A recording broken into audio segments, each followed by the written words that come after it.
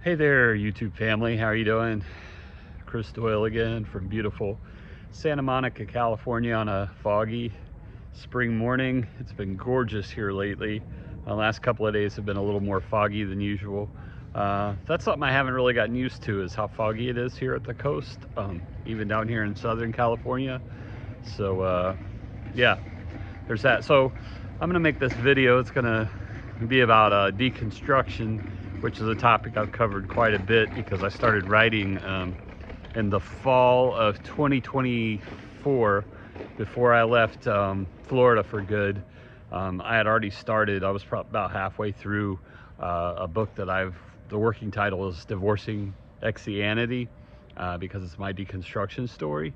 So I did several videos back then in the fall and even early 2025 before I came out.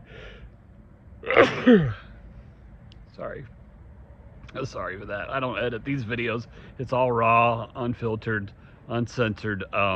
Yeah, but I made videos. You can go back through my videos, my content, and see some of that, the early chapters of the book that I actually read here on screen to you. And that book's pretty well completed. I just haven't published it yet. But I was thinking about recently how, that for me, that deconstruction was a long journey. It was a very long process of, where the seeds of doubt were planted, I think, was back in college. I went to a liberal arts school, Florida State University. I decided with my major in communications, I was going to minor in religion because it was just a topic that I'd always been interested in, and I thought that I was going to be a religious broadcaster, so that made sense to me. So one of the first electives that I took along my minor route was an Intro to New Testament class. It was taught by a Jewish professor, which, that gave me loads of insight about, context, cultural context, social context for the teachings of Jesus. Back then I still thought were totally true. But the seeds of doubt were planted because that's really the first time I was introduced to like the origins of the Gospels, like where they came from, how they were derived, how we had 3 synoptic Gospels that were very similar, that used some of the same source materials. They said there was this Q document that's never been discovered, I don't believe. I thought it was just theoretical until some recent videos I saw where people acted like, oh no, it was a document, we just don't have copies of it anymore.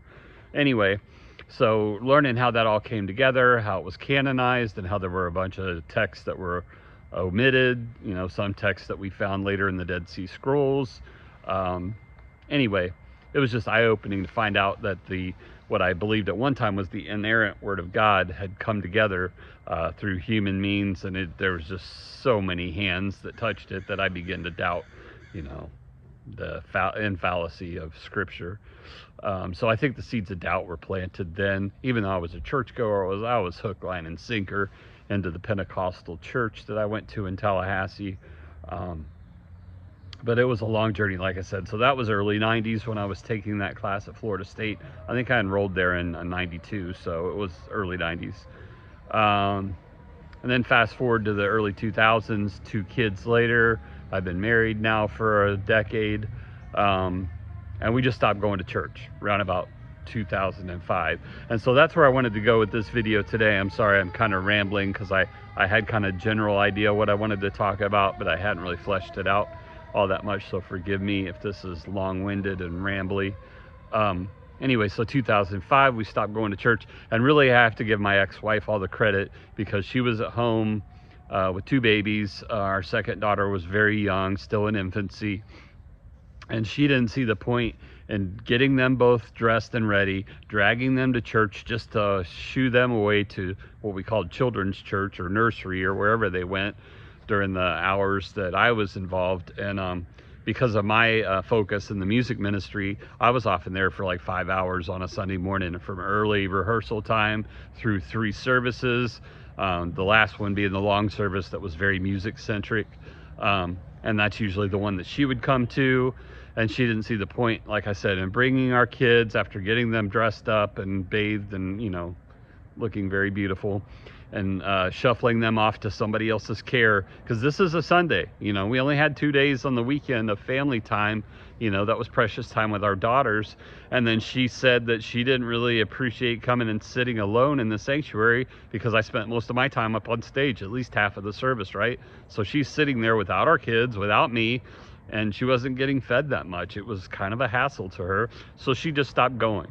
So I'll give her all the credit for getting us kind of out of the whole mindset of, oh, we got to spend half of our day Sunday inside a church building.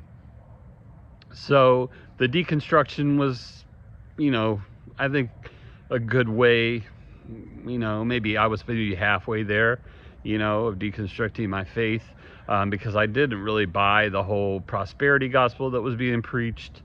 Our church was in the process of splitting down the middle because people didn't agree with the mini mall that we were buying. We bought a mini mall and converted half of it into a huge mega church, and then rented out the other businesses because it became a big real estate deal for a certain member of our board. I won't go into all that, but that was the situation in our church at the time. And before we made the move into that mini mall, we stopped going. I started having a personal crisis. I'll call it a midlife crisis. It's where I had my first extramarital affair.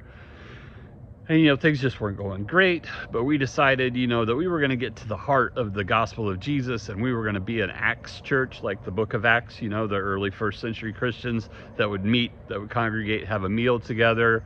I don't know, we just fantasized what it was probably like. But, other than the book of Acts, we don't really know. And now, even recently, I've learned that the book of Acts is probably all just myth and fairy tale that was made up post-Pauline epistles, because he had already written to the churches and his letters were starting to circulate. And so what I've heard recently is that Acts was just cooked up by somebody who wanted to try to retell the story of Paul. Now, they share things in Acts that Paul doesn't even share in his letters. So nowhere does he talk about all the trips to Jerusalem and meeting with the elders and with Peter and everybody. He only briefly mentions a meeting with Peter and James, the brother of Jesus, in his letters, but he doesn't go into all the romantical fiction of him being so intertwined with the early church in Jerusalem and kind of getting their blessing to go out to the Gentiles. That's all fictional part of Acts that probably came up in the 2nd century, way after Paul. So, so we were just fantasizing that we were going to start this home church, and that's where I was going with this video. Now 7 minutes into it. Sorry, took so long to get here.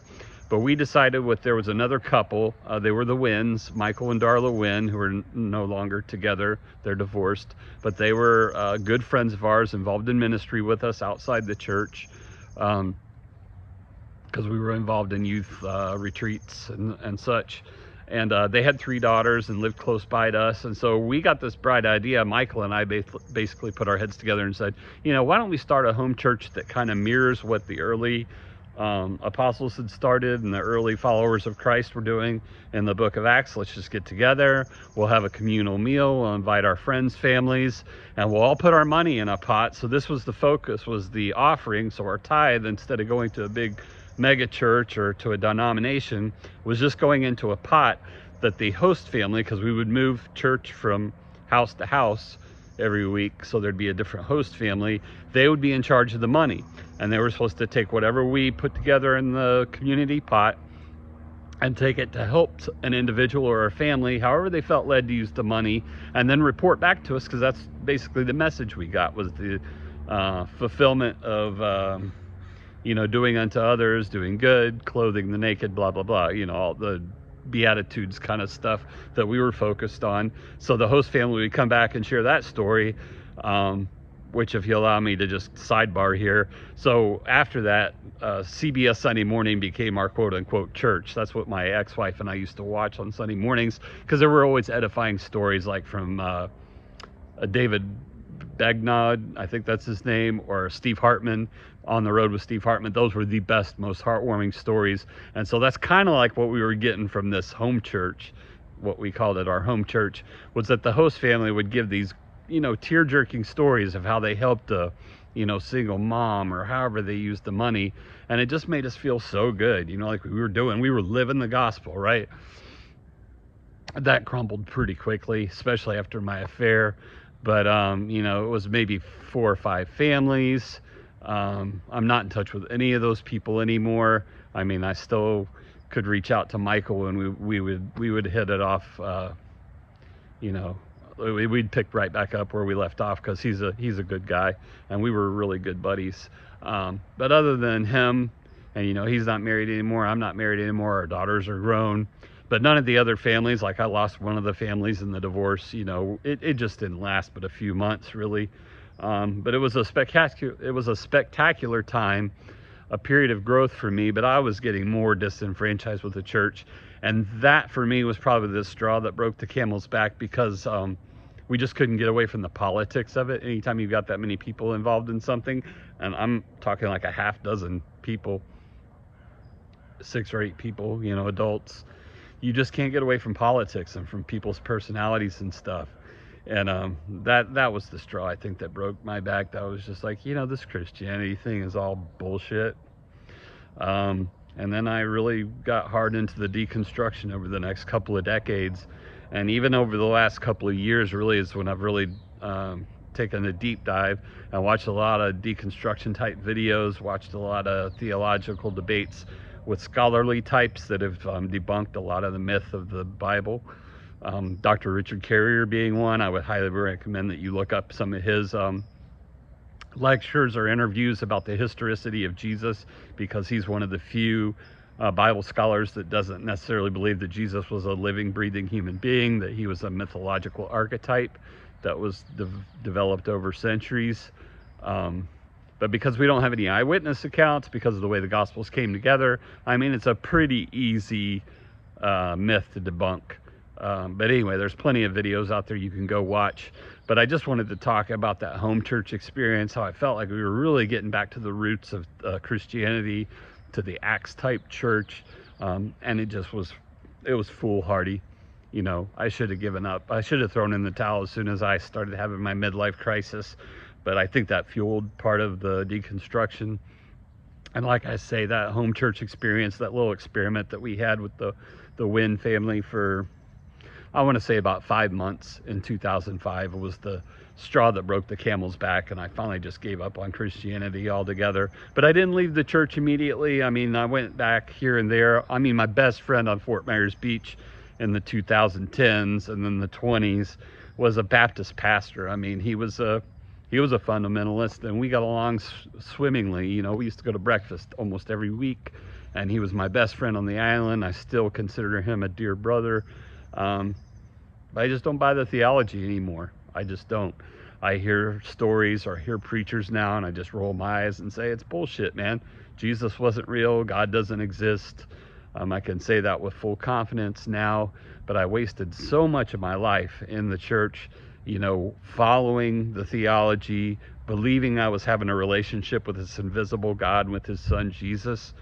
And you know, it boggles my mind, dude, because of the insanity of it, that I was talking to myself, having these deep emotional, prayerful moments where I thought I was communicating with the God of all the universe, and I was just talking to myself. He was a voice inside my head, almost like a split personality. I don't know the psychology of it, but it seems off center. It seems off kilter to me now. And anyway, that's all I had to share today. I'm sorry that this video went over 10 minutes. I usually don't ramble on this long, but I just wanted to share that part of my deconstruction story.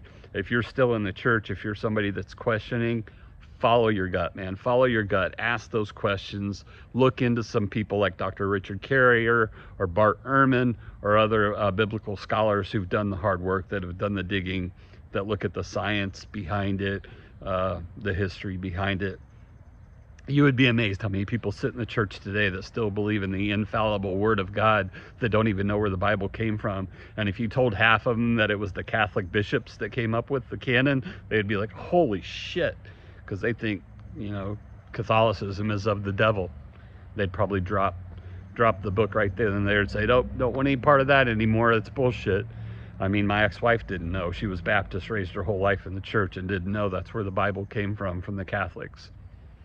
Yeah, it was a man-made series of books that were meant to tell a story to try to control and manipulate people. And point blank, that's it. Full stop. So anyway, peace out. Sorry for the rambling video. We're going on 15 minutes now, so we're going to call it. Thank you for listening to me. Follow the channel, support it, subscribe, hit the bell for notifications. Give me a thumbs up if you like the content, and I'll see you soon.